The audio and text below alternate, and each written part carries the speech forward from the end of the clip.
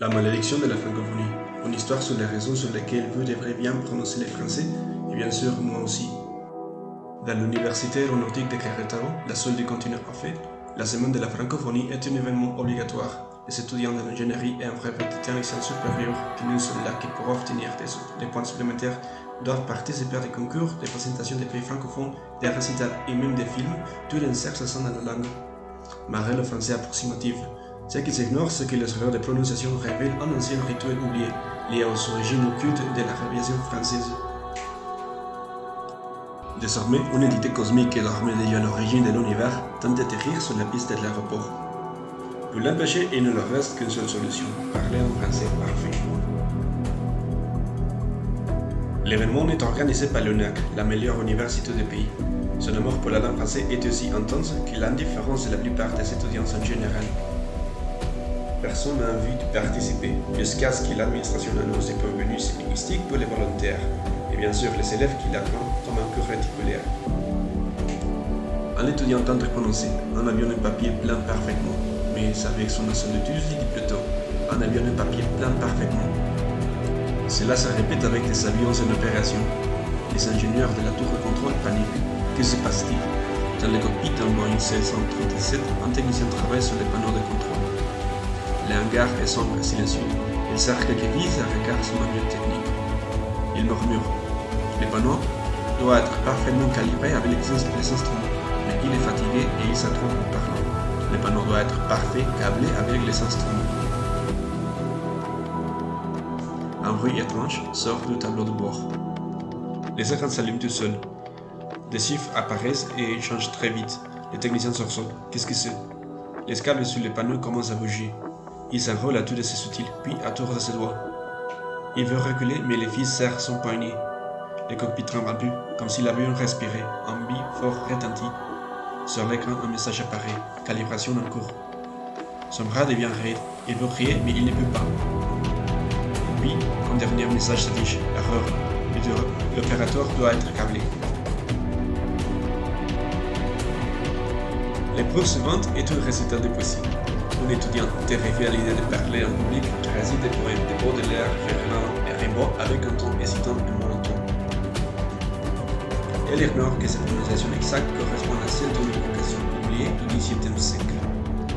Au même moment, les écrans radar affichent un écho inconnu. Un objet invisible que personne ne comprend semble approcher. Quelqu'un caché dans l'ombre sourit mystérieusement.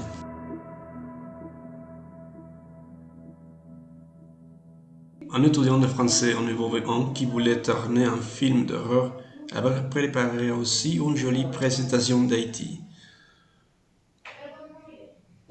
Plus exactement sur les vadous haïtiens. Cela l'avait encouragé d'ajouter des messages cachés dans son petit film. Ce n'est pas vrai, c'est une petite blague. Tout semble bien se passer, jusqu'à la scène finale. Un étudiant, voulant improviser, crie: nous allons ouvrir les passages. Silence sépulcral. Cette phrase, inscrite dans un vieux manuscrit à l'intérieur de la capsule temporelle du hangar, était une clé pour invoquer un être venu de l'heure. Les lumières s'éteignent. Un rugissement étrangement compréhensible pour ceux qui apprennent le français fait tomber les sols. Unité 4, exercice 3A. Écoutez les dialogues et complétez les phrases. Dans la brume qui envahit la piste d'atterrissage de l'aéroport, quelque chose commence à prendre forme. Ce n'est pas un avion.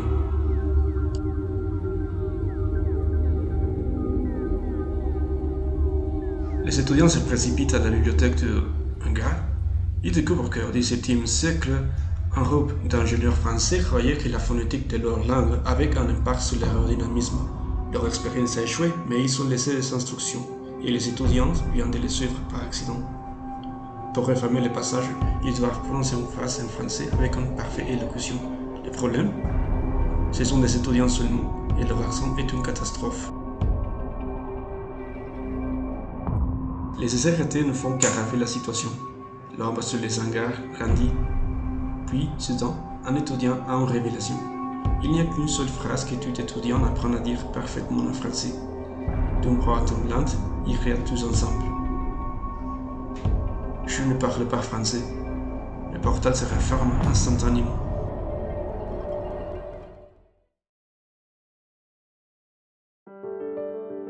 Le lendemain matin, tout semble être revenu normal. Mais sur le tableau de la salle de français, un message est écrit en lettres élégantes. Votre prononciation a amélioré. Nous nous reverrons le quadrimestre prochain. Aucun des professeurs de français n'est plus jamais revenu. Mais reste là parfois la nuit, le voir ressemble encore dans les hangars de l'université. Un parfait français.